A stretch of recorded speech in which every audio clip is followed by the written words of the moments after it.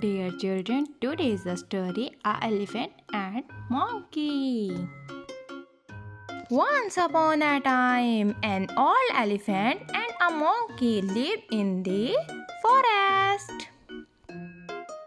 The monkey always mischievous with the friends.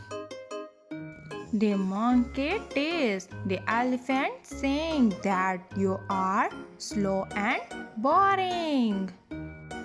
The elephant simply smiled and replied, I may be slow, but I am wise and patient.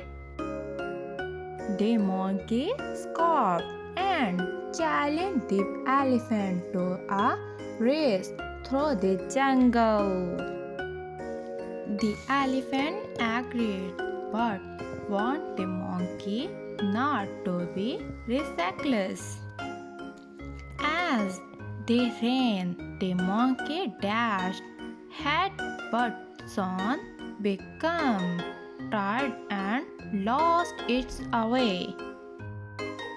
The elephant, taking its time, eventually arrived at the finish line, having taken the safest and most direct route.